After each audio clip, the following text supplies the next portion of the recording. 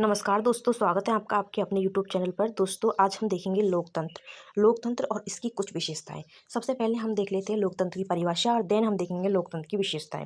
लोकतंत्र का मतलब होता है दोस्तों लोगों का तंत्र, जिसमें लोग स्वयं राज करते हैं, स्वयं लोग अपने शासकों का चुनाव करते हैं। तो चलिए इसकी परिभाषा पर आ जाते हैं।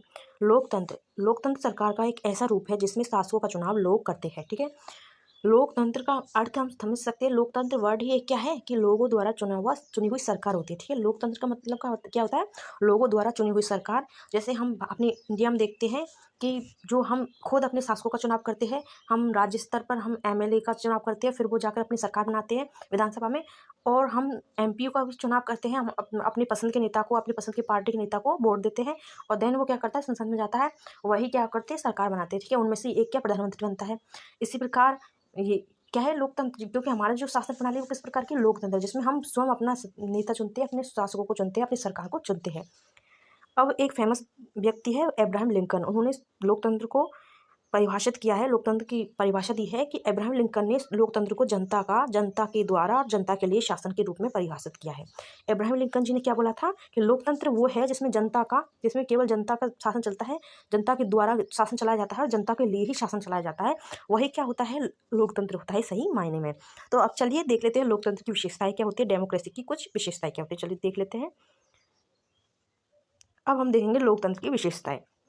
देखिए इसके मोटे तौर पर मैंने यहाँ पर 4 विशेषताएं रखी है इसकी, लेकिन और भी है, लेकिन हम मोटे तौर पर इसकी केवल 4 विशेषताएं देखेंगे। ठीक है। फर्स्ट है हमारी, लोकतंत्र में अंतिम निर्णय लेने की शक्ति लोगों द्वारा चुने हुए प्रतिनिधियों के पास ही होनी चाहिए। फर्स्ट हमारी इस लोकतंत्र की विशेषता क्या होनी चाहिए कि जो लोकतंत्र होता है उसमें अंतिम निर्णय लेने की शक्ति जो होती है, वो जिसे हम चुनाव द्वारा या किसी प्रकार से प्रक्रिया द्वारा हम अपने शासकों का चुनाव करते हैं, उन्हीं के पास अंतिम फैसला लेने की शक्ति होनी चाहिए, ना कि किसी और के पास। ठीक है। यदि हमारे उनके पास रहेगी तो ये लोकतंत्र का फर्स्ट गुण है, विशेषता है। नेक्स्ट देख लेते हैं।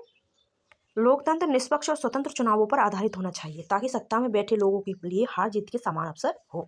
जो लोकतंत्र है वो सत्ता में मतलब लोकतंत्र निष्पक्ष और स्वतंत्र चुनावों पर आधारित होना चाहिए। मतलब लोकतंत्र में निष्पक्ष होना चाहिए, मतलब किसी एक का पक्ष नहीं होना चाहिए। जो चुनाव आयोग है वो किसी एक का पक्ष नहीं लेगा, वो सभी पार्टियों को बराबर से मौका देता है और उसमें स्वतंत्र रूप से चुनाव होता है ताकि जो शासक सत्ता में है फिलहाल उन्हें भी हार जीत का समान अवसर मिले। उन्हें ये नहीं लगना चाहिए कि नहीं हम जीतेंगे ही या फिर हम हारेंगे। नहीं, उन्हें यदि जनता चाहेगी वही होगा। यदि जनता फिर से उन्हें जिताना चाहेगी तो वो जीत जाएंगे। यदि उन्हें जनता अगर उन्होंने कोई अच्छा काम जनता के हित में नहीं किया और जनता उन्हें हटाना चाहती है और किसी और को मौका देना चाहती है तो वो जीतेंगे, वो हारेंगे ही। ठीक है।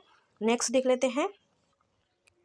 थर्ड है, लोकतंत्र में हर वयस्क नागरिक का एक वोट होना चाहिए। लोकतंत्र में क्या होना चाहिए, हर जो वयस्क नागरिक होता है उसका केवल एक ही वोट होना चाहिए और हर वोट का मूल्य समान होना चाहिए।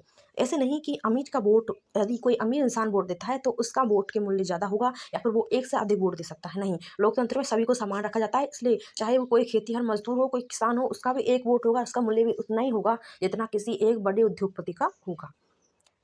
नेक्स्ट और लास्ट देख लेते हैं। एक लोकतांत्रिक सरकार संवैधानिक कानूनों और नागरिक अधिकारों द्वारा खींची लक्ष्मण रेखाओं के भीतर ही काम करती है। जो एक लोकतांत्रिक सरकार होती है वो संवैधानिक कानून और नागरिकों के अधिकार द्वारा खींची जो लक्ष्मण रेखा है उसके भीतर ही काम करती है। उसके मतलब ये है कि जो लोकतांत्रिक सरकार क्या होती है, जो संविधान में जो कानून लिखे होते हैं, संविधान में जो कानून होते हैं, जो कायदे कानून होते हैं, उनके आधार पर सरकार यदि काम कर रही है और नागरिक जो होती है, वहाँ उस देश की जनता जो होती है, नागरिक होते हैं, उनके हित में यदि काम कर रही है, उनके अधिकारों के हित में काम कर रही है, तो वो एक लोकतांत्रिक सरकार कहलाएगी। तो ये इसकी कुछ मोटे तौर पर इसकी कुछ विशेषताएं हैं। यदि आपको वीडियो पसंद आई है तो आप वीडियो को लाइक करो, अपने दोस्तों के साथ इसे शेयर भी करो और ऐसे ही नॉलेजेबल वीडियो देखने के लिए आप चैनल को सब्सक्राइब कर लीजिए। Thank you so much guys.